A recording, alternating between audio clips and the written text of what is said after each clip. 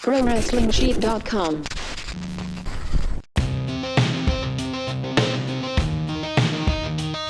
Welcome, everybody, to this week's edition of Collider Body Slam Raw Recap. I'm recovering from interviewing the great Jim Cummings, who's the voice of Winnie the Pooh and Tigger. You will see that interview on Friday, but today we are talking about wrestling and Raw, and we are recovering from WWE Evolution. I am the host of the show, John Rocha, joined by my co-host and the man in charge of Pro Wrestling Sheet and who made me watch the Hardy Halloween special, Ryan Satin. How are you, brother? I am doing great. With Crown Jewel ahead. Yeah. It's this weird thing where like all these cool things are happening in wrestling, even all these cool things are happening in WWE, and it's like fun to be a wrestling fan right now, except for the main thing being built on Raw right now. So I'm looking forward to at least that coming to a close after this week and moving on from it, even though it's a 10-year deal and we're probably going to have to deal with this multiple times a year going forward.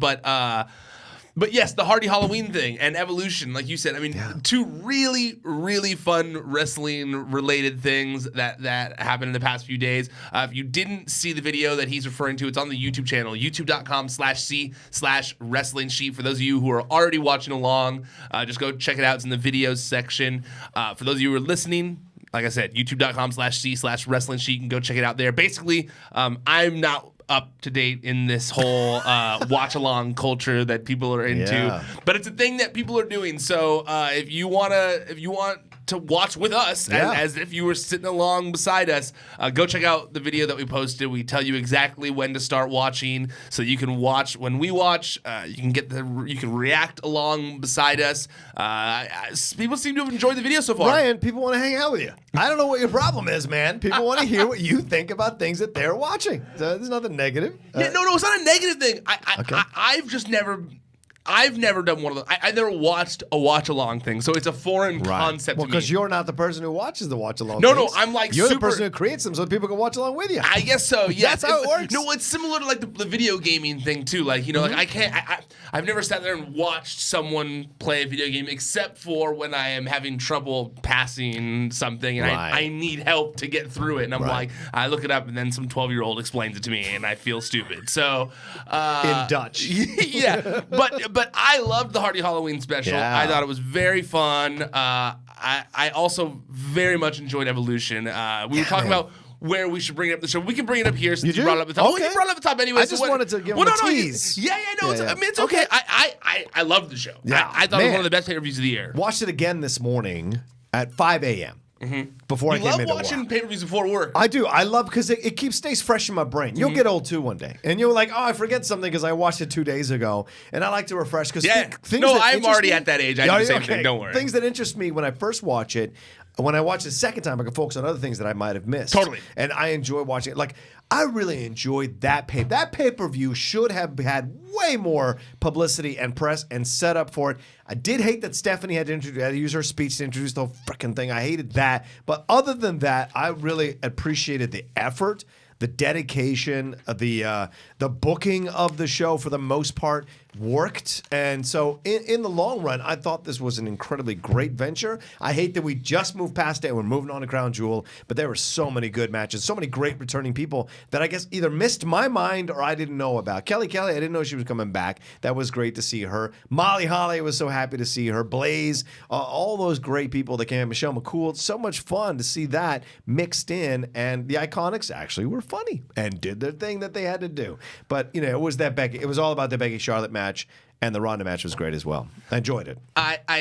It's funny you say that about the Crown Jewel versus breezing past Evolution to hype Crown Jewel, and it did kind of leave a bad taste in your mouth throughout Raw this week, where every time they would do like some sort of battle royal, some sort of Evolution a recap or something along those lines. They're like, Evolution, and you'd see all these positive images, and they're like, now we got to talk about Crown Jewel, and you'd be like, oh, it was like a and so everything you said. One of the things I feel like didn't get enough love on the internet was that opening video That was they did for the pay-per-view. great. It was done so well in my Yeah. opinion. I was it was almost like emotional to a certain degree. Watching like, man, it's so cool watching these people live their dreams like this. Yeah. It's so cool to see how far things have come.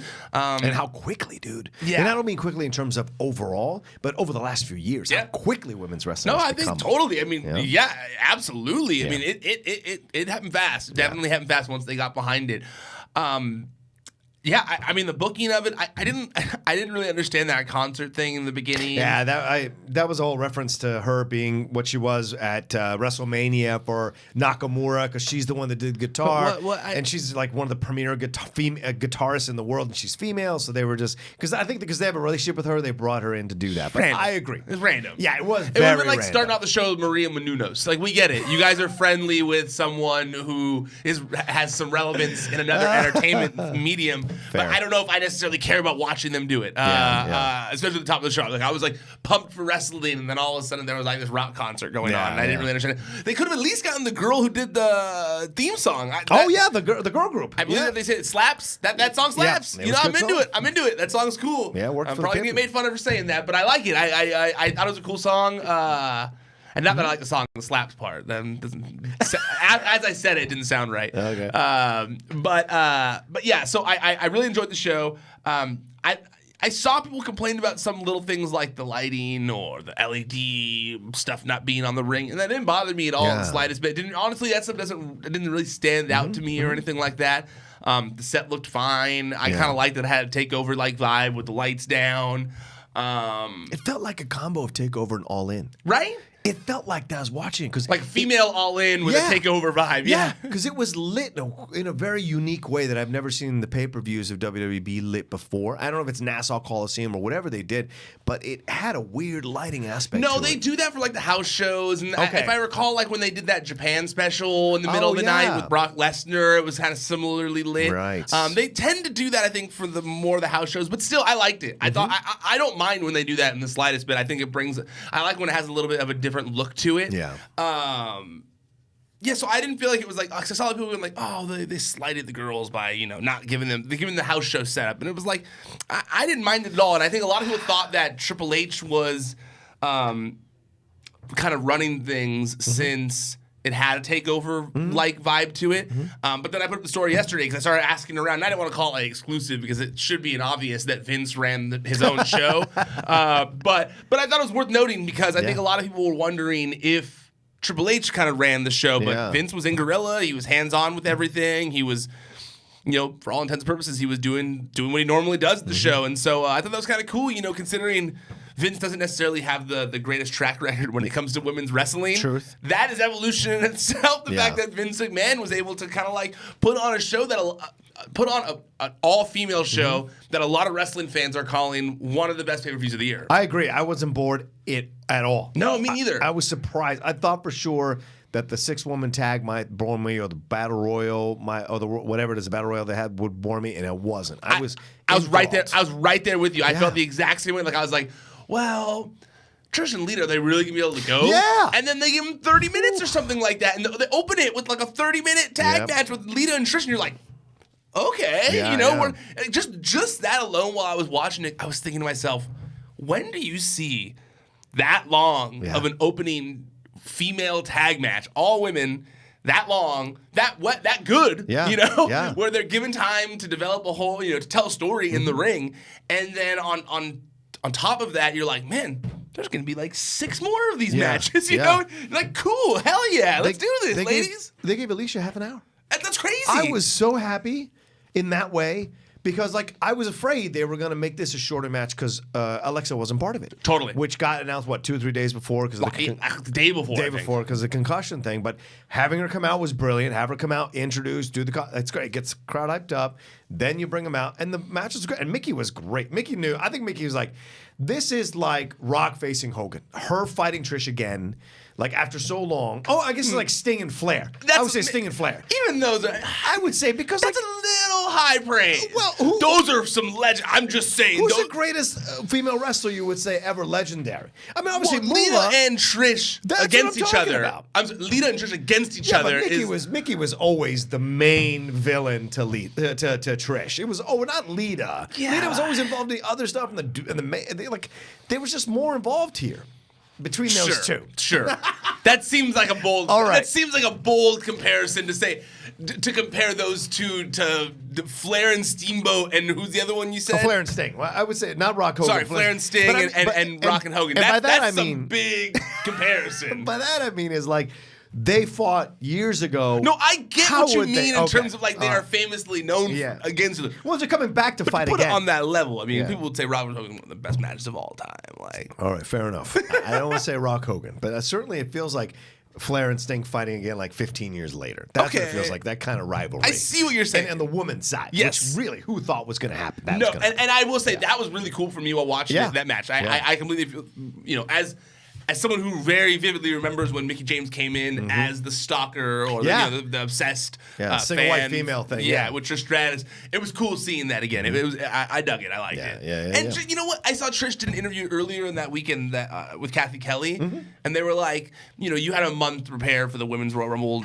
Did you have that similar time to prepare for this? And she was like, not really, no. They just kind of said you're going to be the match, and I just kind of went with it, And so the fact that she had that little of prep time, her and Lita, and that they were able to kill it like that was rad. And like you said, the Battle Royal, I liked it was like a parade of sorts, where it was like, you get to give respect to all the women who had paved the way and who were still involved. It was like a fun thing, different than the Royal Rumble. Even though those all are one by one, it was kind of like, it was a little bit of parade of sorts, where it felt they were all coming to the ring. And then, fun moments. I liked Nia Jax and Tamina teaming up this time. Yes. I liked, Molly Holly, like you said, being involved. I liked Ivory making it so deep. Yeah. I liked there's just so many things I liked it. I thought they did a really good job in the Women's Battle Royal. And so, and I don't think anything I'm going to say that everyone knows. If you watched it, Becky Lynch versus Charlotte was just a great match. I mean, tore down the house. Yeah.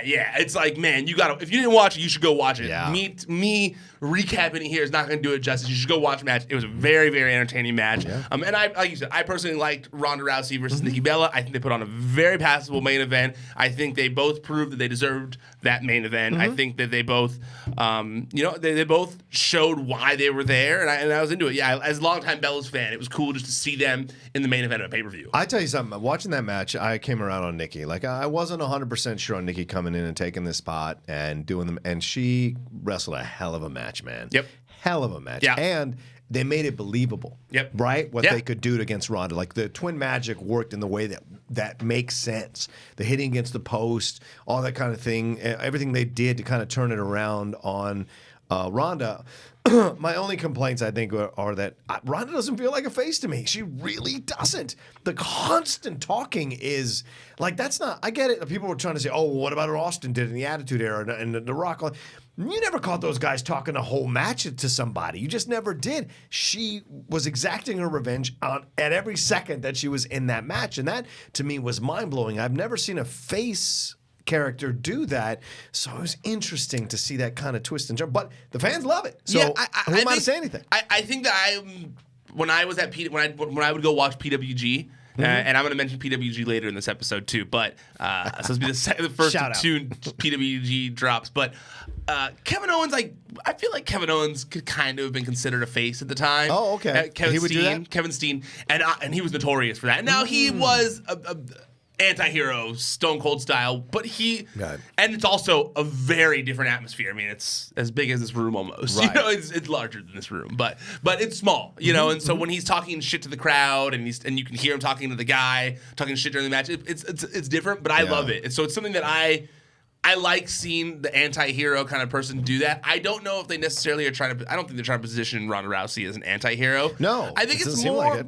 it. The way I see it is when she does it, to me at least, it's more reminiscent of an action hero, of like an action hero who's kind of like just a badass who's like talking shit while beating people up. That's kind of like the vibe I get when she's doing it. So it doesn't really bother me at all. Like it does. I know it bothers you. It only bothers me because she's so physically such an overwhelming thing to try to defeat. She isn't the underdog.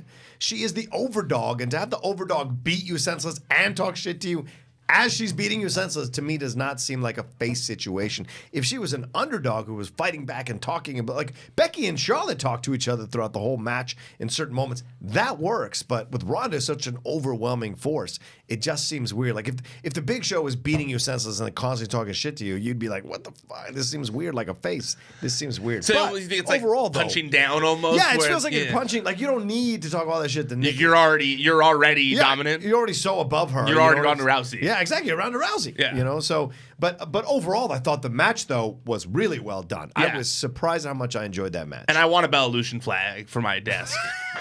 I want one. I love that Bellalution flag. Cracked me up when Brie was waving it so proudly, and then it's like I like that. That's the thing Brie is latching onto, because in the backstage interview after the show, it was similar. She said like Ronda or Nikki was saying like it's not over between them, and then they go to walk away, and Brie just comes back into the frame and she goes, and it's still a Bellalution. And then she walks off. Crack me up. So, yeah, that Bellalution flag I thought was a nice little touch. They're leaning into it. Yeah. Well, we'll see what happens. I mean, I now want to see Nikki more. So I'm down now in the camp because I really enjoyed the match she wrestled. And I'm like, if you can bring that level to the next situation you find yourself in, I'm down. I want to see it. You know, I feel like the Becky Lynch-Charlotte match, title match-wise, as good as it was not as intense as your recent title win.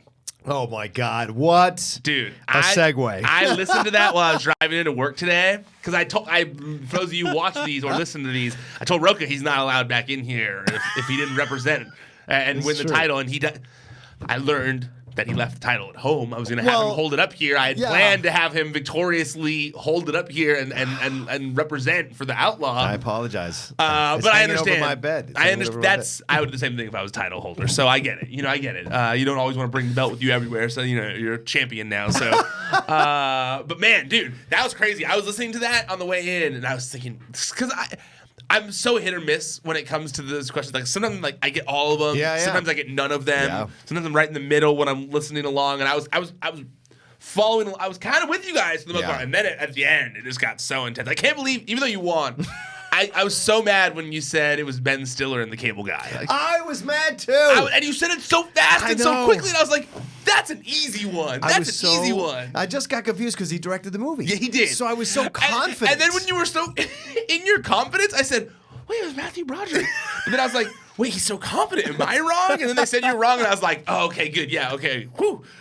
Because he is in the movie. Yeah. Christian said the same thing. Christian was, while it was happening, if you hear him, he goes, wait, was it right? Was it? No, it was right. And Bibiani said, like, oh, no, it's true. It was not Ben Stiller. But here, look, first of all, I did not ask him to do that. He is bringing this up on his own. I was proud. I want to make sure people don't think I'm, but I appreciate you saying that. It was a tough match, and he's a fantastic competitor. And, like, we do wrestling. That stuff is scripted. This is not scripted. This is like, I never know if I'm going to win or lose. And I walked and winning the belt again when I really was so close to retiring so many times.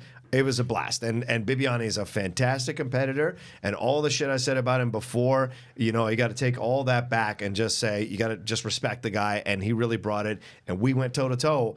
I just happened to come out a little bit ahead. It was, it was so close. It was so close. Like, I will say, as someone who doesn't know Bibiani personally at all, and I know you personally, and I work here in the office, I do like someone who works here in the office being the champion, because I would be sitting here at my desk. I'd be sitting over there at my desk, and I just see this guy I don't know, kind of like hovering around with his title belt on, and it was like, I always kind of didn't like it. I'd be like, I don't know this guy. Who's this champion just lingering around the office? And he didn't work here. This guy's not the champion of the office. And he would just kind of like, he just kind of stand in a corner with the title belt over his shoulder. And it was like semi-intimidating, but not. So I'm glad that you're the champion now. Because I didn't like someone not involved in my show being the champion of the office. Why is Cody walking around with the Impact Championship? And this is ridiculous. All right, we should. I feel like we wasted a lot of time here. Yeah. Top of Raw. how funny was it? James tweeted from the account, and it made me laugh because if you hadn't watched Raw in, I don't know, a few years, let's say, and you just happen to tune in, and it starts off with Baron Corbin standing in the ring holding the Universal Championship, you're like, whoa, what have I missed? What have I been missing for the past 5 years? When did bald Baron Corbin in a suit become champion? Why are we in the dark timeline again? Why are we in the dark timeline again? That was so weird. It was, yeah. Well, so that was when Brock and Brock and Braun came out of that, right? Yeah, well, yeah. I mean, Paul came out first, obviously, and him and Brock, they did their thing, and they're presenting the whole situation. And then Strowman comes out, and they have a back and forth, and they fight. Like, it was. I wondered, though, as I was watching this, if this was not the original plan, and with Roman Reigns being injured, they had to bring Brock back as a presence a lot quicker, or if it was going to be a different way that they were going to promote Crown Jewel with the three of them, right? I'm guessing it was something similar. Have it going at it, that kind of thing. I wondered. I feel like because a lot of times when Brock has these matches, he's like there for the first time it's announced. Yeah, right. And the second to or the last show before. Yeah, exactly. He does not show up consistently. No. Heyman does that with his promos. Yes. Right. So I imagine that this was always he was always kind of like penciled in for this episode. Okay. I don't know if it really did anything to really sell you on the event extra. It's going. What more did you need? Like, they're gonna go at it. Yeah. You know it's the match. We need a new champion. Yeah. I'm already ready to watch it. Yeah. I don't think Brock getting one up on Braun really made me want to watch it more. Right. If anything, I would have maybe liked it the opposite way, just because we know that Braun has lost to Brock in the past. So I would have liked to think that maybe like, oh, Braun's got a chance again, So I would have maybe liked that, but that's just nitpicking. Yeah. Yeah. And listen, I wonder if we're gonna get a real situation that pops up in this match. Remember last time? The punch to the face. Dude. That still unsettles me. I have that saved as a thing I go back to on my YouTube playlist because it is so. When Brock hits him like Brad Pitt in Snatch. Like he's holding back in that last fight. He could knock this guy out if he wanted to, but he love taps him to let him know I could knock you the fuck out if I wanted to. Do you have playlists on YouTube set for different moods that make you like when you have things you want to see? Like, look, I'm not answering that question.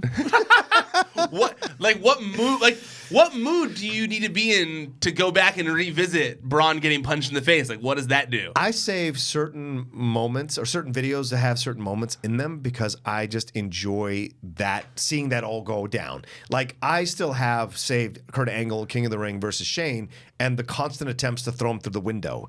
That I will never let, or the glass rather. I will never let. Like, I saved that on there. The Rock getting beat up by NWO. I saved that video. So those are the best. To me, that's the best of wrestling. And so I have a little bit of a playlist that I go back and watch sometimes. It warms your heart a little bit. It does, and, along with Bayley and Sasha doing their takeover match. Like those kinds of things you go back to and watch. And by the way, if you want to watch the Ronda. Nikki Bella, it's on YouTube. You can watch the whole match on YouTube. They did. They put it out there. I like it. That's cool of them. Yeah, it was. So we saw this. We saw Brock take care of business, beat up Strowman. Like we weren't, it's going to happen. So I don't know if that sets up Strowman winning. But it certainly would feel that way. I'm so scared that they're not going to do it. Like knowing Vince. Yeah. And I almost worry that they're going to give it back to Brock. And then maybe at WrestleMania, Braun gets his moment, his crowning moment. Yeah, but then the title means nothing, man. Like you can't have a title that disappears. I don't mind Brock. Sorry. Okay. I don't mind Braun winning here at Crown Jewel. Mainly because that's what I want. Is what I want. Is Braun to win the title at Crown Jewel. And I think it makes sense. Make Braun the superstar of Saudi Arabia. Braun won the greatest Royal Rumble. Now you bring him back. He's got his green belt on the wall from the greatest Royal Rumble still. Have him come out carrying the greatest Royal Rumble belt just to show off that he won it again while he's there. Oh, that's a good point. And then double champ, super champ of Saudi Arabia. Yeah. We've already seen him be dominant in Saudi Arabia once.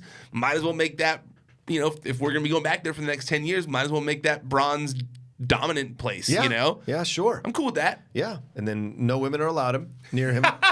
He's really got it all scored. By the way, your tweet about that, you said that you reached out to WWE I did. about whether Renee Young is going to be part of the announce team. They haven't gotten back to you. No, I mean, look at obviously it might sound silly because we all know that they're not allowed to have their female, workers on the show. Which I think is ridiculous. God forbid. I mean, if Michael Cole can call freaking Evolution the whole Evolution, then Renee Young should be able to be part of the Crown Jewel situation. And look, that's not to say that they're not gonna get back to me. It's been a few weeks. It's this Sunday, isn't it? And it is this Sunday. And I was really just looking for an on-the-record comment. Yeah. About whether she was. Look, I reached out when they made the announcement because it was like, hey, the week before was when they had announced that Renee Young was joining the team. So I was like, hey, you made this history-making announcement. Right. Now it would seemingly appear like this history-making female announcer is not going to be allowed at your next pay-per-view. Right. What do you have any comment about it? Why won't she? And if so, why won't she allowed to be there? And they never answered me, so we'll find out. I don't know. All right. Interesting. One thing we will find out about here is Finn Balor and Lashley are going to continue this feud now. Balor defeated Lashley here by disqualification. Did you like what was happening with Lio Rush? Was this one of the off weeks? Because we seem to be alternating weeks when we enjoy the Lashley and Lio stuff, and then when we don't enjoy the Lashley and Lio stuff. Did you like it in this week? For me, it was one of the on points. Okay. It's crazy how just a small tweak in someone's character or a big change in someone's character can make you go from disliking them to really, really, really liking them. And I'm really enjoying the Bobby Lashley Lio stuff, even if sometimes the stuff Vince has Leo doing is a little grating. And you're like, But I enjoyed it overall, and now that we. Last night and we'll talk about it, but now that the Lucha House Party had a match, now that the Cruiserweights had a match against non-Cruiserweight talent on Raw, I am really hoping that next week we get Finn Balor versus Lio Rush. Yeah. That'd be awesome. I think so, too. That looks like a lot of fun. I think that's the more interesting match than Lashley versus Balor. I'll be honest with you. I'll be honest. I don't have a problem with either of them. Okay. I really, honestly, Lashley is working for me as a heel right now. Okay. And he's taking Cena's spot in the World Cup, right, for the battle there, right? What's going to happen there? So I wonder what he's. I just wonder what they're going to try to do when they push him forward and take Cena's spot. It'll be interesting. So, what do you think about the way they did that? I think I thought it was something they had to do in a situation. So they were like, well, let's put Lashley in and see what because it seems they've been pushing him with the Lio Rush thing. So does it feel like he might win this whole thing now because this is the most recent combination? So are they trying to push this into prominence? And like you said, or like we say all the time, Vince loves those big guys, and Lashley's certainly a big guy, and you're replacing Cena as a big guy with another big guy in Lashley. So I like it. It certainly gives the participants some more color, for lack of a better term, and so I enjoyed that, some diversity in there. But I just think that's the move that they made. I like the move that they made. I like putting Lashley in there because I agree with you that he's getting a push on Raw right now. He's one of the one of the people that's a prominent presence on the show. Yeah. I hate when something's done just so lazily, though, and I get it. They don't want to bring a ton of attention to it because of the fact that Cena doesn't want to go because of all this controversy surrounding the murder of a journalist. Yeah, and the Saudi government, reportedly, not even reportedly at this point. Yeah. I mean, they've basically said they were in some way involved. They've run out of excuses finally. Some rogue element. Yeah.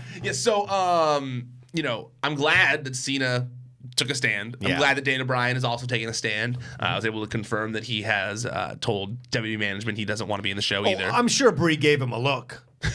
I'm sure a lot. Daniel is a pretty forward-thinking dude. I'm sure a lot of people gave him looks. I'm sure a lot of people gave him looks that he's friendly with, that he talks to, that are like, hey, athletes have a responsibility now. Like, some might not like that, but I mean, it's a thing right now. They can influence decision. I wish, though, it does. I don't know. I'm trying to think of the right word. It's. I wish that Cena and Daniel Bryan would say something publicly, because I don't think either of them. Maybe that's the will get. I don't think there'll be any ramifications if they don't. Okay. If they do say something in the public eye, I really don't think that it will. Okay. So, and I'm surprised Lashley agreed to it. Lashley served in the Army for 3 years. Like, this is, but he's also, considering everything has happened, he's a Army guy. Like that's the. But that's honestly. Do you think that's the reason he should go? I think that's the reason. I don't know about should, but I think that's probably the reason he is going. Okay. Because I mean.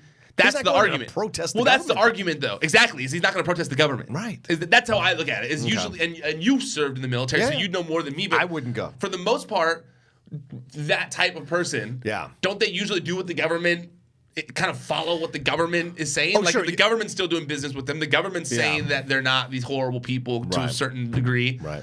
Then they're gonna be like, oh well, then what do I do? Like obviously the president's talking to them. What am I supposed to do? Yeah, that's why I always bristled in my time in the military because I wouldn't necessarily always go along with things without questioning them and asking why we're doing things and whatever. So I was not the best soldier in terms of that way, but I got it, and it's why I never moved up past sergeant because I just had my own thoughts on things and whatever. But like, I don't see you taking like orders well. Like I don't see you taking that well. If they make sense, I do. Yeah, but I'm the same way. I don't like following. I fucking hate being told what to do. With a fucking passion. Yeah, Latinos aren't really good at that. No, we're not really good at that. No, we're not really good at that. It's honestly even like the principle of the matter. Like even if I'm wrong, I don't like being told what to do. So like just don't. Okay, I have a mind. I have a brain. I can think for myself. I can think for myself. If it makes sense, I'll do it. Yeah, exactly. Just don't tell me what to do. Yeah, that's what the issues that I would have. It makes sense. I don't. Oh, you just got to do it, Rocha. No, that's not the way it works. But yeah, so you're probably right. Lashley has a stronger opinion in that way. Maybe he's more, in that politically inclined that way. So and I don't know. It's not an issue. I really don't know. I had heard rumblings that he wasn't interested in going either, but obviously, but I don't know that. Like I had heard rumblings of it, but obviously they weren't right because he's going. Yeah, so. maybe it's a chance to advance his character, and it's a chance to have a little bit of more success. Who knows what it could turn into? And I'm sure it's like a scratch my back, I'll scratch yours type situation. Yeah. I'll go, but you better give me. But I better win, and you better give me a push. Yeah, that seems like a possibility. I don't think he's gonna win. You don't think so? Okay. How far away are we from the Kurt Angle vignette? Next week. Well, Ashley won. How far away are we from the Kurt Angle vignette? A little bit. Okay. Yeah. Well, I'll wait till that. We discuss who I think is gonna win the tournament. All right. It's gonna be Kurt Angle. No way. Stop. We'll get there. He's 95 years old. All right, Trish, Lita, and Sasha, Bailey, and Natalya took on the Riot Squad, Mickie and Alicia. But there was a lot of people in this thing. Basically, it was a battle royal all over again, this 10-woman tag match. But they also probably wanted to give these ladies some rest. So get them on camera, get the attention of the fans, but don't let them wrestle too long per person. So I didn't mind it. This was the second PWG reference now. Because to me it felt... Because I saw a lot of people go like, when it first got announced, going like, ugh, we just had Evolution, and we then take all the women from Evolution, most of them, from the Raw side of things at least, and we just shove them into a tag match. And it's like going backwards, a lot of people said. Right. But I really didn't get that vibe from this. At PWG during Bola weekend, Battle of Los Angeles, that happens every year, because they fly people in and because they have so many people there, they a lot of times, not a lot of times, now it's kind of become the standard where they do I believe it's 10-man tag. Okay. It might be 12. It's 10-man. It's 10-man tag on Sunday night, where it's like the people who didn't advance in the tournament and are still just kind of like out here in LA, they then put them in a tag match, and it's kind of like this fun thing where you get to kind of go through everyone's spots. There's these fun throwbacks. There's these fun moments, and I felt like that's kind of what this 10-man tag was on Raw with all the women. It was like, hey, we've got all these ladies here because they were all in the area because of Evolution and stuff. They're all ready to go. Yeah. We might as well give a little send off to Trish and Lita by bringing them all into the match and doing a bunch of spots, giving one last kind of like send off to everyone for Evolution, one more big moment for everyone, because I thought it was great. I mean, the stuff with Sasha and Trish, when they were like doing little things together and they did the elbow drop together with Sasha's pose, and then Bailey and Lita doing the twist of fate.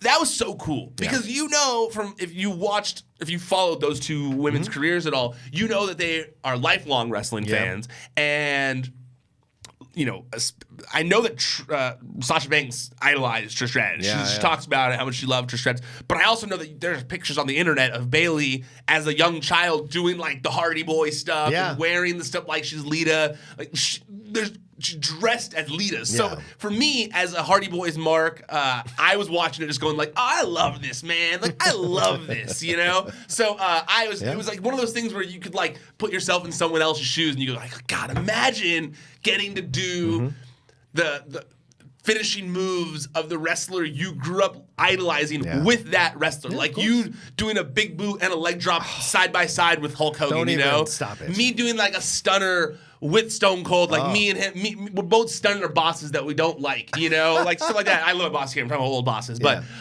you know, stuff like that.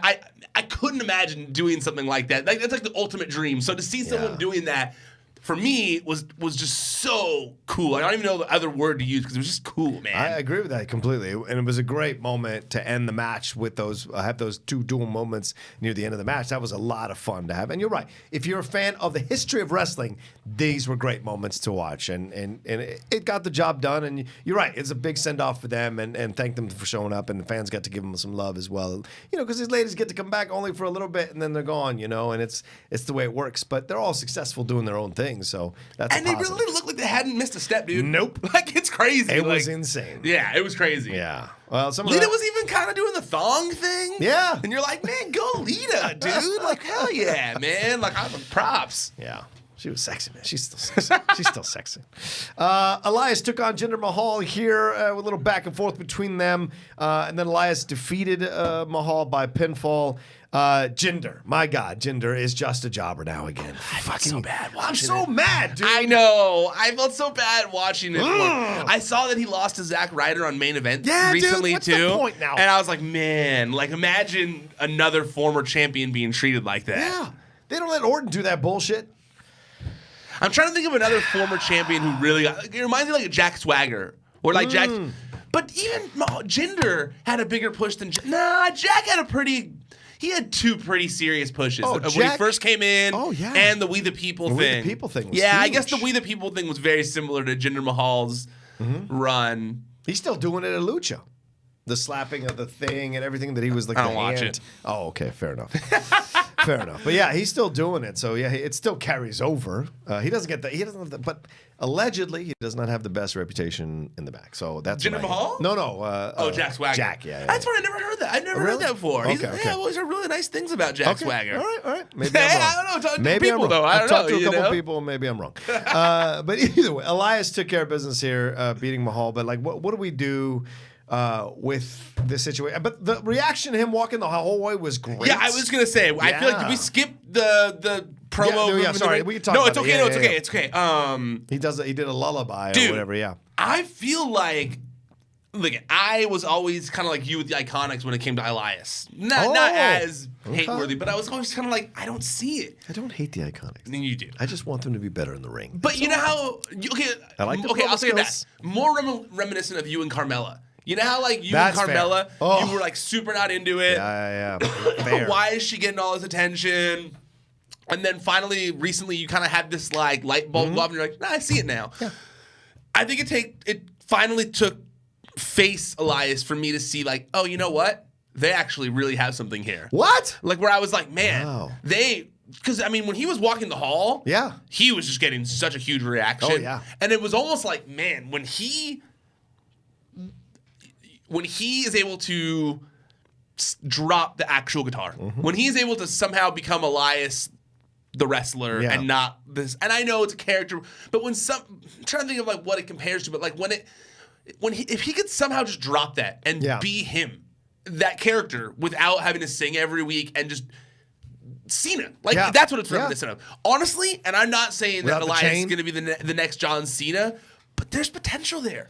You know, when John Cena was doing those raps and it was really getting over, if you had said to me in 10 years, that guy will be 16 times the face of the company, you know, movies, everything. Gosh, he dresses Vanilla Ice, you know? But when he dropped it, you saw, and he had to kind of like switch to the whole military vibe, and then to what we now see as just John Cena. Right. You know, he likes all those things, but it's not what defines him. And I think that I feel like we're gonna get a similar career arc with Elias, where he started out as this musician. He's gonna have to transition to a little bit of a character still, to be believably not singing anymore, but beating people up. And I feel like he's got potential to shed that and really become like a big deal when it comes to the wrestling world. And I would have never said that a year ago, but watching that face, kind of like him do things as a face, I feel like he might be one of them. I think he's been waiting to be able to do this. And I think the fans have been waiting for him to be able to do this. So when you have a guy who is in combo with the fans, the level of the heights that he or she can reach is unlimited. And so, yeah, there's possibilities absolutely with him because people just like his look. And although he's a big dude with the beard and all that kind of jazz, you sense that there's something about him that's an underdog. Yeah. He's not like so blessed like Roman Reigns. Like Reigns just has that aura of like, oh, this is all coming to me at some point.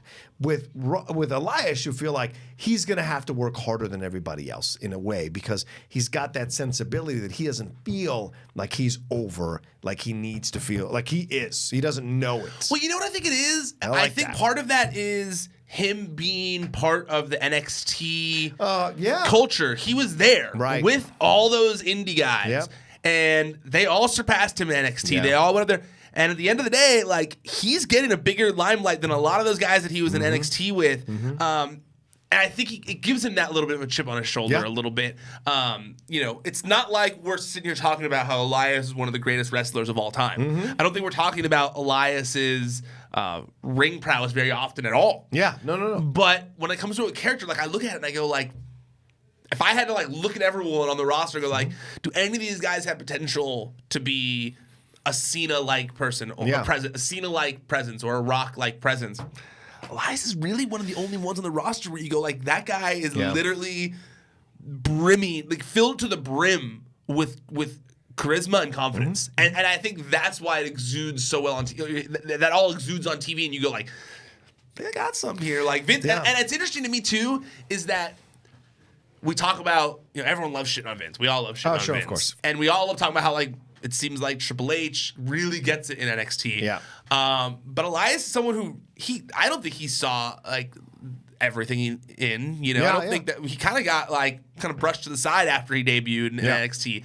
So it's interesting to see that, you know, someone in the PC. It's interesting to see the career arc of someone in the PC who wasn't necessarily one of the top guys in NXT, and to see where he's come from now. It's a really interesting career arc, and I really think that Elias is going to have a big future in the company. Yeah, I don't disagree with you. And what he's doing now with Corbin is essentially Stone Cold and Vince light. It's that version of like going a fan guy who's a little bit not necessarily a straight face going against the boss to a degree with the GM situation.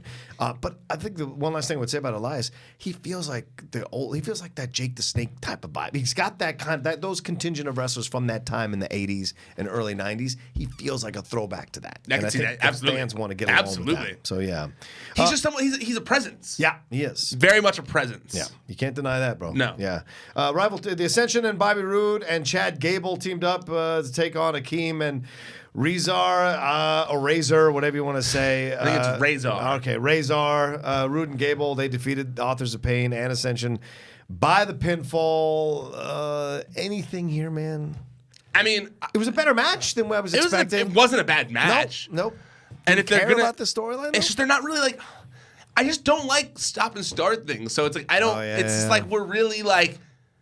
What story is being told? It's just so like not linear. Who am I supposed to follow in this story? What's happening here? You know, like who's the dominant one? What story is being told here? Like I get it. You're all just trading wins back and forth, but like what's actually happening here? Yeah, and as a fan, don't make me care about him one week and then next week have him lose. Like I don't want to have that situation. Like you made me care about him and focus on him. Now you're burying him. Or like you're somebody else. You're pushing Connor 1 second and then you're not pushing Connor another second. You're like, wait. Am I supposed to be following this Connor push? Am I supposed to be following Bobby Roode and Chad Gable are friends? That they might break up? What am I following here? And it's like it's not that this is that layered of a story. No. It's that it just seems like they don't know. Yeah, they're just like, we gotta fill another 10 minutes. Let's just throw Bobby Roode and Gable and the Ascension out there. It'll work. It'll work. Yeah. It's weird. I don't know where it's going to go and where they're going to. Obviously, they're going to move one of them into a number one contender spot for the tag team titles, I think, eventually. But who are they waiting for the fans to react? Like, are they judging? Because it seems weird if they're judging by the fans' reaction which one they're going to push. Because they go to different city every night, so different city's going to have a different take on which tag team they want to support. And it's confusing, so you're not really sure who you're supposed to be cheering for. Exactly. Yeah. It's very strange. All right, Dean Ambrose came out, did his little game with Rollins. Did you like that? Did you enjoy the little game? It's just the stuff he was saying, or do you think this does not feel like does this feel forced to you? I'm going to still reserve judgment. Okay. Because not a lot happened. Yeah. I'm going to wait to see what Dean Ambrose says because I feel like a lot of it hinges on what they actually say his explanation is, or if he even gives one. Yeah. So I feel like a lot of it kind of hinges on that a little bit. So it's hard for me to say. What I did like about this was Seth calling out the obvious. Yeah. Saying like, hey, was this because I did it? Was this because of this? Like, I like that it's showing that Dean has mind ninja'd Seth Rollins. You know what I mean? Where it's like, Seth doesn't get it. And I like that aspect of it because it's like, that would be confusing for your homie to like have this cool moment where you guys won bar trivia and then he beats the shit out of you. And you're like, well, wait, we just won bar trivia. Why'd you beat me up? You know? And I feel like that's kind of like the vibe that's going pub trivia, you know, or whatever. Like, they're always answering the most right, and I don't like it. All right. Okay, like you just told me that. I would have given you more answers. Yeah. Like I'd have whispered them to your ear, and you're going to answer. I don't care. It's all that matters. We won. So I liked that aspect of it because it was clear that he is getting to Seth. I liked the slight different look where he's got the cool jacket. Not because I feel like the leather jacket is slowly getting overplayed. And Dean was already a leather jacket guy for a while. Right. So I kind of liked that it was not necessarily like a leather jacket. It was kind of like a cool hip jacket that was still tough guy. You know, like he could have been like in the Riverdale biker gang, you know. So like it's not because not quite like super tough because it was kind of like chic. Right. And that's how I look at the biker gang in Riverdale. Like I don't watch that show. My girlfriend watches it. Okay, sure. And I'm not just saying that as a cover. Sure. You can ask her. I'm usually working and it's like the thing where I go like, just watch that while I'm working because I'm not watching that type thing. So I hear it in the background while I'm doing stuff. And it's always like it's the least intimidating biker gang of all time. The Serpents. Is that what they're called, right? Riverdale, dude. No, I know. But when you hear they're talking about a biker gang and then there's like a dude wearing like a floppy crown, you're like, what is this is not a cool flow. So it reminded me of that, where he's like in a biker gang, but like the Riverdale biker gang, where they're kind of like not that tough. Yeah. But also Dean kicked the shit out of me in real life, so he is tough. So it worked for me. Sure. I liked, and I'm hoping that we get Psycho like just like off his rocker, Dean Ambrose. Well, I don't think we're gonna get that. You don't think so? This is crazy. He seemed too collected. Here's the thing, and I wanted to bring this up to you. What you thought? It seems to me like they're going against the grain with that, and because the whole reason this supposedly all popped up is that lunatic thing. Yeah. Oh, you guys think, lunatic, I'm lunatic. You're making the jokes about me because I'm a lunatic. And when he's beating him up last week, he said, say that again. Call me crazy again. Yes. So maybe he wants to not come across as a lunatic. He's causing everybody else to go nuts because he's so composed in the situation, which frustrates everybody else because they're so used to him losing it as a storyline that it's great to see other people flipping out about it. Because I like that. This is Becky and Charlotte in reverse. Yeah, totally. Right? Because Rollins is the one going with the title going, I don't understand what this is all about. I don't understand what you're doing, blah, blah, blah. And he's the one that's a little crazy or whatever. But people are on Rollins' side more than they're on Ambrose's side. Definitely. Whereas people were on Becky's side more than they were Charlotte. So it's in reverse. They got leukemia as a factor here. It's kind of hard to cheer for to boo the guy who's be like, hey, I'm with the guy who has leukemia. Yeah. I'm supporting that guy. Leukemia, man. And I wanted to bring that up here, actually, now that we're here. Yeah. Because I feel like I saw in the comments, I read them, guys. I saw in the comments of last week, a lot of people kind of felt like we didn't touch upon the fact that they're using Roman's leukemia to kind of further this storyline. Oh, for God's sakes. What do you think about it? This is professional wrestling. Nothing is off limits. Nothing. They brought Natalya back after her father died to promote Natalya doing what she was doing. And the fans loved it. They did the Earn thing with Undertaker and Paul his Bearer. Son, Paul Bearer's son bringing it out. So to me, it's professional wrestling. You can start bringing your real world morality and ethics to professional wrestling. You're in the wrong business. Well, but I guess no. But there's two sides to that the argument, because I mean, I do feel like there are times where the opposite, like for example, me. Yeah. I felt like when they brought up Reed Flair dying in the Paige Charlotte thing, thought it was kind of fucked up. Yeah, I agree with that. And then, but also, but that's all talked about ahead of time, man. Well, yes, but that wasn't talked about with Ric Flair ahead of time, and so that was why I thought it was kind of fucked up. I didn't know that. He literally saw it while he was watching Raw and broke down Bryan. You know, so yikes. So there are certain like do we know if Roman Reigns' family is cool with it? Like, we know that Roman's probably cool with it. Yeah. Roman's, obviously it's his leukemia. It's his friends. I'm sure he has no problem with it. Right. I don't know that. Right, but it's his leukemia. I'm not positive about it. But so I understand the argument being there, because I'm sure, like, that there are times when I have been on the other side of that coin. And last week, I didn't feel like they did that at all. Last week, I felt like, it was separate, even though they said we're going to win this for Roman, and then it happened. I didn't feel like they were exploiting Roman's leukemia necessarily. Okay. This one was a little bit different. This week, when they were like, when Seth, excuse me. Yeah. When Seth was in the ring, and he was like, we were supposed to be with our friend who had leukemia. I was like, I don't know if I want to hear you talk about leukemia in a wrestling storyline. Like, it did to me.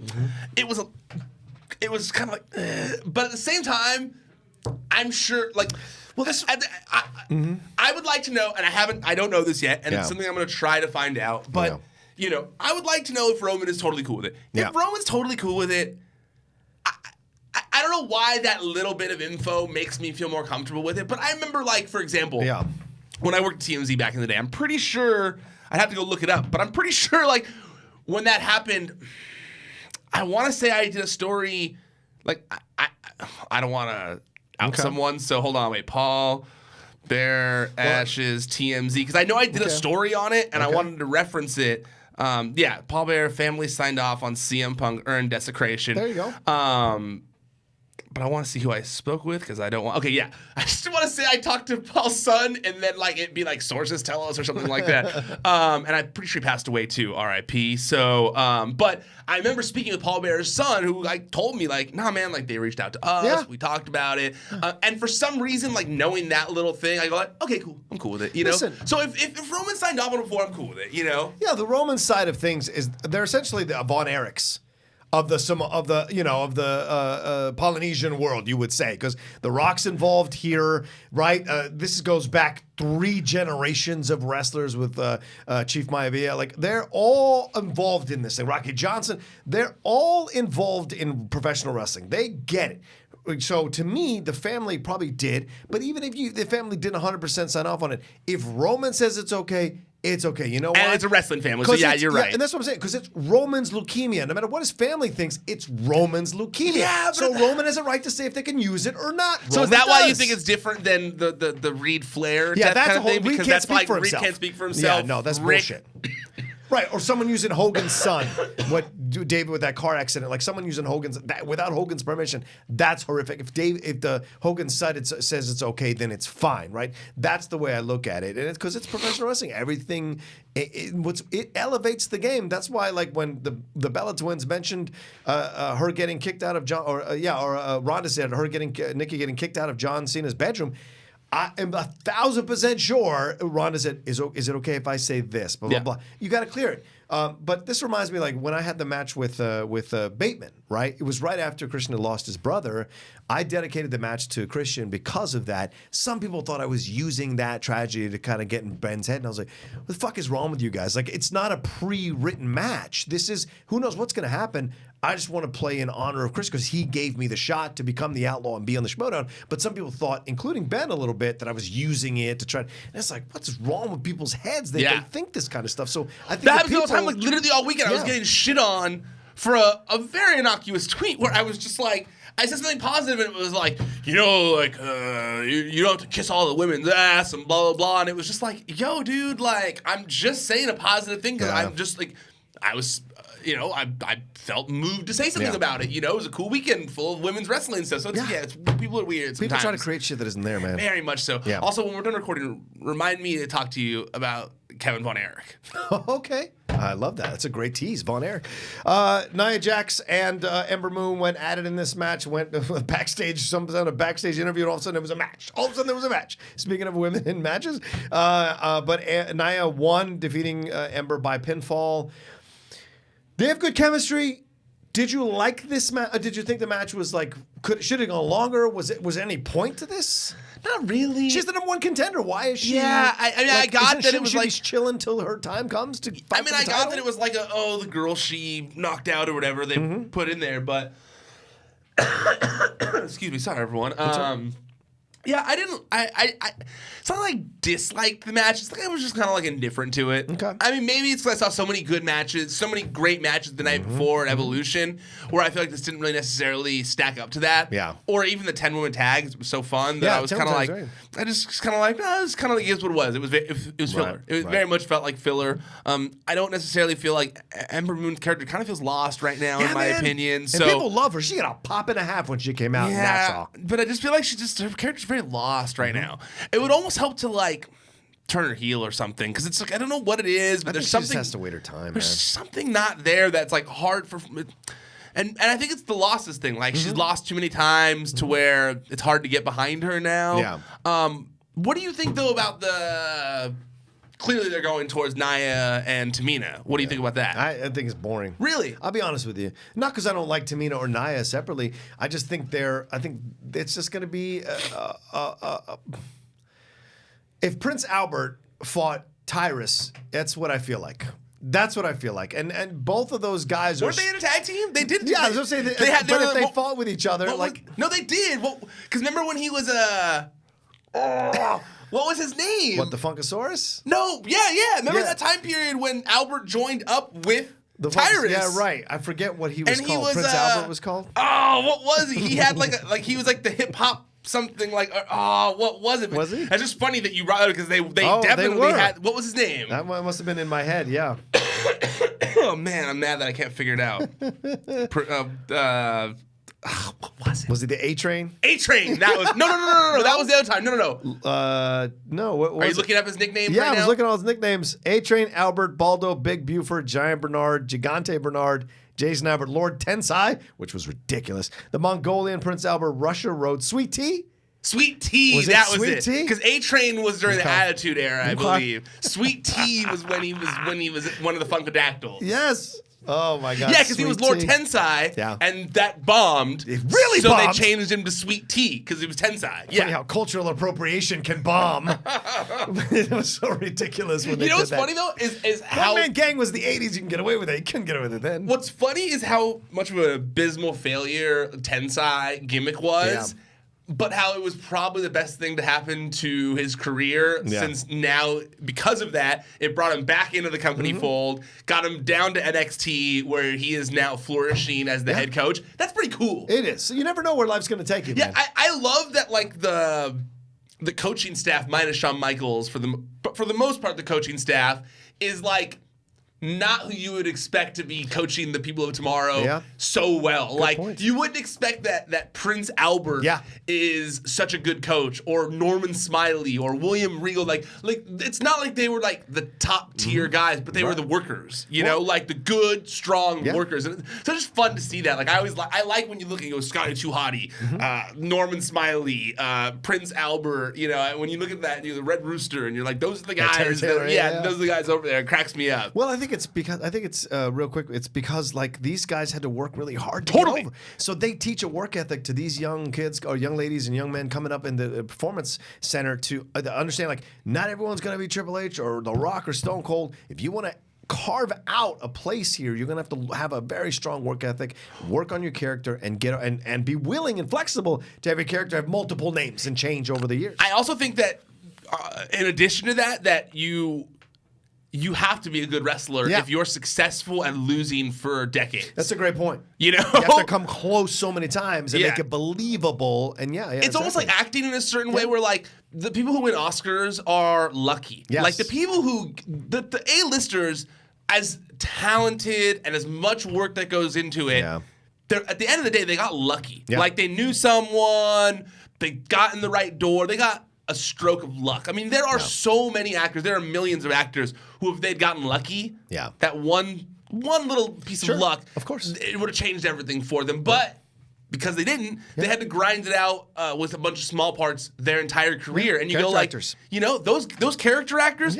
are sometimes, for the most part, more talented as actors than most of the A-listers. And so I think it's kind of the same thing where it's like these are the character actors of wrestling. Yeah, and if you want to break it down to sports, it's like you find the guy who's the third stringer who can't quite make it but stayed around the league for like 10 years, becomes one of the best coaches ever because they understand it from top to bottom. Yeah. So the Revival took on the Lucha House Party, which you mentioned earlier here. You had Kalisto, Lince Dorado. They fought Scott Dawson and Dash Wilder. Grand Metalik was there at ringside. Metalik. It doesn't look like metallic, though. I'm just saying, I'm still learning these kind of names. So what did you think about this match? Kinds of names. Yeah. The names of my people. I mean, Metalik? Not the name of my people. Yeah, I'm going to look that up. Grandma Metalik. My favorite Mexican restaurant, Metalik's. Best tacos in the town. The Revival again, man. I hate seeing the Revival done dirty. Yeah, man. I at the same time though, Weren't they just moving up? I told you. I told you. You really did. I warned you. I told you. That's a red herring. They always. I didn't believe you. He hates pushing wrestlers. So every time I see it, I'm like, oh no, they're not getting pushed. They're the guys who are losing. I like the utilization of 205 Live guys. Yeah. I think it is smart. It's similar to how I like that the guys in NXT are now being kind of like subleased to indies that are WWE friendly. You have the Street Profits and you've got Fabian Eichner who are champions in Evolve now. You've got Axel Dieter Jr. is being sent to back to WXW. Just like I like that kind of stuff. So I like when they're utilizing people in good ways. To be honest with you, I feel like Lucha House Party are kind of being wasted on 205 Live. I think it's a fun name. Yeah. They've got merch. There's not really like a huge Latin influence on Monday Night Raw. There really isn't. We don't really have that right now. You might as well do it with them. They're all really talented guys. So I think that there are more. There's a need for more teams in the Raw tag team division. So I think it's a great idea. Okay. I hated seeing Grand Metalik or Metalik, however you want to say it, Metallic on the outside. Grand Metalik. Knowing how talented he is and how much he killed it in the Cruiserweight Classic, it's kind of been a bummer to see him just kind of like wasted in WWE since he's been brought on board. And to just see him on the outside of the ring with the little spinner thing making noise was a little depressing because you go like, man, that guy's really good, you know? And like, no knock on Lince Dorado, but I mean, like, Grand Metalik is like, in my opinion, like more entertaining a wrestler than Lince Dorado. I liked them both, but I was just like, it was weird to see Metalik on the outside just kind of standing there, not really doing anything. But I think it's smart to bring them onto Raw. Yeah, agreed. Let's see what happens where they go. Like you said, Latin influence. Let's see what they take. How far? I don't want them to go the way of Sin Cara, which is like eventually just forgotten about. So me neither. I would like to see them get some kind of cachet there at Raw. You got Ziggler versus Apollo Crews. But first, let's talk about that Kurt Angle promo. This is where it hits. So talk to me about it, brother. I loved it. Yeah. To me, since he's got a big head, man. But to me, since Kurt Angle's come back, we've kind of gotten like we've been served jokey Kurt Angle. We've been served like, remember all the funny things he did: the milk, the headgear, the wig, the cowboy hat. Well, that goofy guy, he's the GM. That was kind of like the one we've been served as the GM. So I like the refocus. I feel like we forgot to we moved past it last week. We didn't talk about it last week. Yeah. But there was a vignette last week, too, where he was talking about it.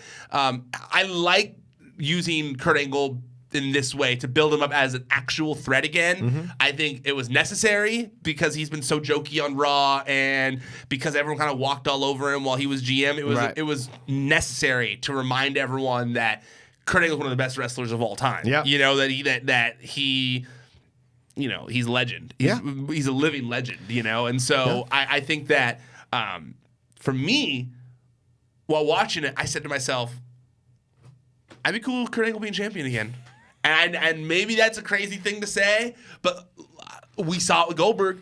And I'll tell you this much, I guarantee you Kurt Angle's run as champion would be more beloved and more entertaining to watch as a fan than anything that happened in Goldberg's run as champion, you know? And at least Kurt Angle is believable. Like you go like, man, that's a cool story. Like old Olympian who's, you know, out of the limelight, who is not a champion anymore, who has been just kind of like pushed aside. He goes, no, I'm a fucking Olympian, motherfucker. I won a gold medal with a broken fucking neck, you know? And he just comes back in and he beats all these young dudes. That's something I could really get behind. Like, honestly, I am all for Kurt Angle winning the World Cup as like a way to come back. Because think how cool it is. He beats Dolph Ziggler. Aren't you worried though? What? This many matches?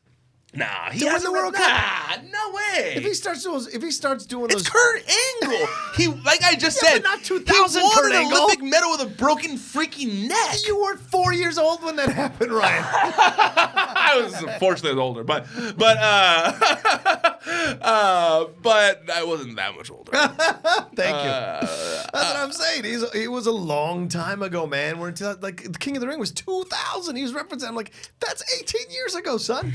Almost 19 years ago. But we've seen like Hulk Hogan. I mean, how old was Hulk Hogan when he was running around as champion last? Not last time. Even before. Sir, you cannot compare Kurt Angle to Hulk Hogan? Kurt Hogan. Hulk Hogan is the greatest of all time. Well, I understand what you're saying. I'm joking. But at the same time, like I just mean He didn't look age-wise. good in the Shield match. He didn't look that good in the Shield match. It's scary to think that he's gonna. I like the promo, but at the same time, If he's doing that Shield match was such short notice. It was. It was literally like Roman had that whole mumps thing, right? And they had to pull an audible at the very last second. Yeah. So he was he has had plenty of time to He get has in been ring off TV shape for a again. long time, He's been yeah. off TV for months now to get in ring shape. I guarantee you that's why he's been off of TV for this whole time, just to get him in ring shape, get back in action, to get him tough again. And to be honest with you, think about it. How cool would that be? You don't think it'd be cool? You don't think it'd be cool if Kurt Angle was champion again? Of course, but who's he gonna? He's gonna beat what? Strowman? He's gonna beat Lesnar? Who's he gonna beat? Who are you gonna believe that old man is gonna beat of those two behemoths? Yeah, I mean, if I could believe it if Rollins was the champion, because Rollins can carry a match like that and believably lose. Ambrose to a degree. I don't know if he could beat Strowman or Lesnar. Although it would be interesting if he beats Lesnar, because Lesnar did get beat by Goldberg already, and Angle has beaten, or Lesnar beat Angle for the title, right? Or did Angle beat Lesnar? I'm terrible with history. It was a big deal when it happened. But I was more pondering your statement of Kurt Angle and Brock. As you were. Yeah. So then Brock would beat Strowman. I think I could see. Then Brock would beat Strowman at Crown Jewel. I'd be okay with Kurt Angle beating Brock Lesnar for the title. Okay. I wouldn't be okay with Kurt Angle beating Braun Strowman for the title because he's such a force. Yeah. Yeah. But actually, I take it back. Anything is believable in wrestling, and the fact that Kurt Angle is an Olympian and one of the most revered wrestlers of all time. I love Kurt Angle. I would be totally okay with it. Okay. You know, like didn't Ric Flair win the title when he was really old, like a bunch of times, and it was okay? Yeah, maybe. You know, like and I feel like I know that Kurt Angle is not Ric Flair, but you can say Kurt Angle's one of the greatest wrestlers of all time. Sure, and he's in the top 10. He's certainly contemporary of Goldberg to a degree, so it's possible. And I'm just saying, he's in the top 10. You don't think he's in the top 10? Wrestlers of all time? Yeah. That is tough. WWE wrestlers of all time. Okay. Yes. Right? Is, yeah. He's got to be in that top 10, right? Yeah. So I feel like, I'm cool with that. Yeah, I'm super down. cool with it. Yeah. I am, like, think of that storyline. Like, to me, way cooler than the Goldberg one of, like, Kurt Angle trying to come back. Kurt Angle trying to prove that he is still the man. Right, because he's not going to have 3-minute matches. No. He'll have legit matches. Right. And that's why I feel like that's something that I could get behind more. And so, I mean, I hate to be excited about something at Crown Jewel, but the prospect of Kurt Angle doing 3 big marquee matches and singles matches, like Dolph Ziggler beats Dolph Ziggler, then goes on against in one night? Seth Rollins. We might get Seth Rollins versus Kurt Angle at Crown Jewel. That's a dream match. That's a dream match, you know? And if he can beat Seth Rollins in his path to coming back, man, I would be very cool with it. Yeah. Something I'm not 100% cool with, to finish out the show here because we're running out of time. The Brothers of Destruction took on, or not didn't take on, but they verbally took on DX. I thought this was atrocious. Done. Atrocious. We're going to have this in this situation, and it's like, he kicked him, and then he got up again, and blah, blah, blah. And so. There was literally nothing cool about this segment. Yeah, man. Like, you were just watching it going like, who thought this was going to be cool? Any of this? They're 1 for what? 1 for 5 promos, like because that's not a good stats. It like was the first one where Shawn Michaels explained why he was coming back, pretty much, and there was like the DX one was the first one where they were like that was cool, but and none of the other ones have been cool. There was like that one that we kind of liked of the Undertaker and Kane, where not the boiler room, but the other vignette thing, the cemetery. That was all right. All right, but yeah, but good ones 1 for 5. One, I hated seeing the glow stick. Oh yeah, hated seeing the return of the glow stick. I was like, oh man, dude, you're supposed to be tough DX right now, not merched glow stick DX. So I didn't like that. I felt like Shawn Michaels wearing that bandana thing without the hat made it look like he was like he had just stepped off a plane and was wearing one of those eye cover things that, you know, like you know what I'm talking about? Like what's that called? Like the little blindfold thing you wear when you're asleep. Yeah. It looks like he like walked off the plane and was wearing one of those and then just like lifted it up on top of his head and put the hat somewhere else because it was odd looking. I don't know who told him it looks cool, but it very much doesn't look cool. Super not cool looking. And so you go like, oh, cool, we saw a super kick again. Oh, cool, it did nothing. Yeah. Like, okay, so the super kick is not that tough anymore. It's like, what's Shawn Michaels going to win the match with then? You know, that was how I looked at it. You know, that's what it feels like. It was such a flaccid way to end Raw. Man. Well, it was just like the final build to a match. You know, nobody wants this match. It's the build of this match has gotten less and less cool as it's gone on. No, there's no way he does. I mean, it makes at this point. It was a very bad decision on his part to be involved. I don't think politically. Yeah, politically is just for the most part, you know. So, I just was. It was disappointing because you're like, man, this is what Shawn Michaels came back for. Like, it's just been. Is that you knocking? Or? Yeah, it's me. Sometimes... I was like, oh shit, is someone knocking on the telephone time? It's Sean. Sean. But yeah, so yeah, I know. I agree with you. I think that it's just really like the build, and I don't know if they cared less as time went on because of the fans hating it on it so much. Yep. But it just really like if there's anything I'm excited for, there's not really. Kurt Angle's the only thing I'm really excited for at Crown Jewel. I'm not even really excited to see Shawn Michaels wrestle again. So when Ziggler beats him, are you gonna be okay with it? That'll suck. I'll be pissed. They gave him a picture of a cruise for whatever reason. You think Kurt Angle's gonna beat? Or sorry, that Dolph Ziggler's gonna beat Kurt Angle the first round? They're just gonna have loose Dolph Ziggler's first match back, like in singles competition. They have to get you excited, interested to watch the show, right? So I know you're gonna watch anyway because you have to because of your job, but you're excited to see Kurt Angle. Why? Because he did the promo. Why did he do the promo? To get people to watch the show. But then they're just gonna kill your dreams. Yeah, that's how it works. That's how it works. I've had my dreams killed many times with the WWE. Vince kills my dream all the time. On the daily. I wanted to be an announcer. I wanted to call the matches. But they said I was too old. Screw you. Anyway, all right. Well, that's our I think that's a good place to wrap up there. That's our wrap up of Collider Body Slam Raw, the Raw recap. Bryan, you want to tell everybody where they can follow us and subscribe? It's a little sick, so I'm going to cut this one a little short. YouTube.com/C/Wrestling Sheet. That's where the videos are. It's where you can watch our smiling faces, where you can see our true anger on video when we complain about things. YouTube.com/C/Wrestling Sheet. And if you're watching those videos already, please go subscribe to the podcast feed as well. Podcast 1, Wrestling Sheet Radio. You can find on iTunes as well. Please subscribe. Please rate, review, share. all that good stuff. It helps us out a lot. Yeah, and even if you don't agree with the singers, it's fun to have the back and forth. So subscribe there so you can have the back and forth. You can follow Ryan at Ryan Satin. Follow him. Follow at Wrestling Sheet. Yep. ProWrestlingSheet.com. There you go. And follow me at The Rocha Says on Twitter and on Instagram. All right, tomorrow we'll be back with a Collider Body Slam Smackdown Live recap, and we'll give our thoughts on Crown Jewel, who might win, who might lose, real quickly at the end of that show. So, all right, thanks for watching, everybody. Today we'll talk to you tomorrow. ProWrestlingSheet.com